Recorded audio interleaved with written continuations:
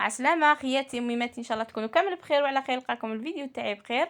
اللي دخلوا جدد عندي نقول لكم مرحبا بكم وشكرا على الاشتراك، واللي راهم معايا وقدم معايا نقول لهم ثاني مرحبا بكم وشكرا على الاشتراك تاعكم والتفاعل تاعكم معايا.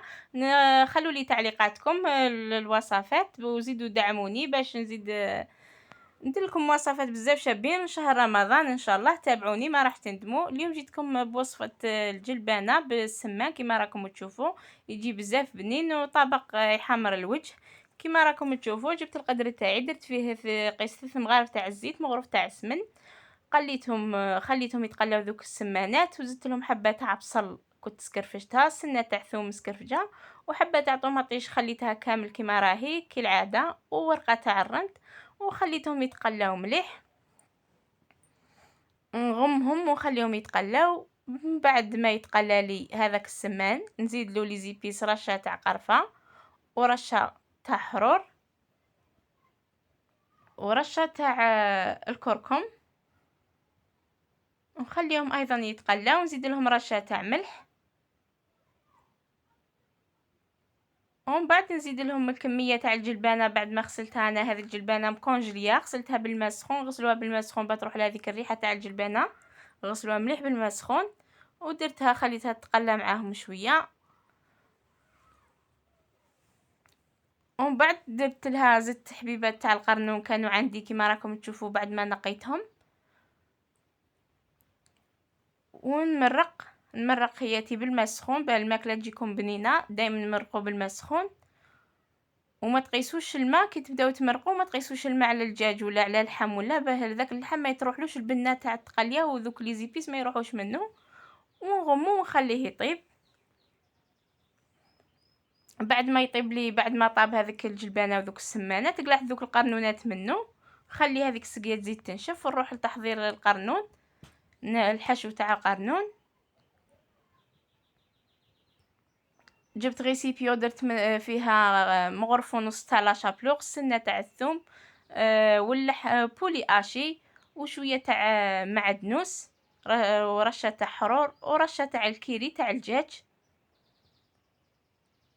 وحبه بيض ندير منها غير النص تاعها ما نديرهاش كاع، ندير شويه منها ونخلط هذاك الخليط.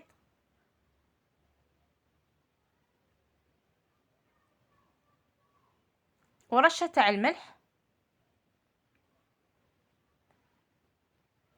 وقيس مغرف تاع الزيت كيما العاده. قلنا دائما البولي اشي ولا اللحم نديرو فيه الزيت باه ما يجيناش يابس يجي طري. نخلط هذاك الخليط مليح، ومن بعد نجيب هذوك الحبيبات تاع القرنون نحشيهم وندير لهم شويه تاع الفرماج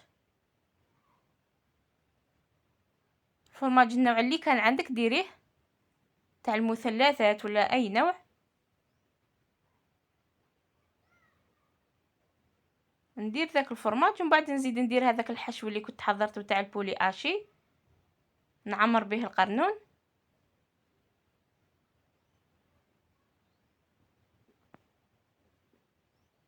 وهذا الطبق يحمر الوجه مليح رمضان ان شاء الله ولا للضياف كلها. جلبانه وزيدي ديريها في الفور تجي بزاف بنينه. نحمر كاع ذوك الحبيبات تاع القرنون ونخليهم على جهه.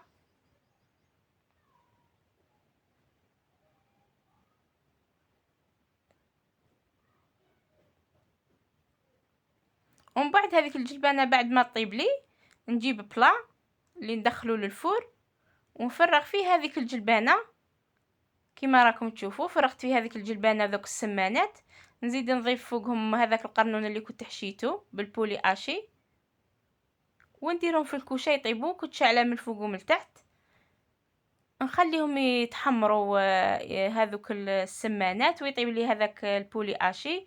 ومن بعد ما يطيبون ندير لهم درت ذوك الحبيبات تاع القرنون كما راكم تشوفوا الفرماج تاع الشرائح تاع الساندويتش درتهم من الفوق وخليته ذاب عليهم وزينتهم بورقه تاع معدنوس. وهاوينا الطبق قدامكم راهي شهي خياتي في الجنه. الطبق يحمر الوجه وبزاف سهل وجلبانه نورمال. وزيدوا ديروها في الفور زيدوا اقتصدوا شويه تجي تحمر الوجه. خلوا دسوا الوصفه رمضان ان شاء الله تعجبكم الوصفه تاع اليوم والى اللقاء.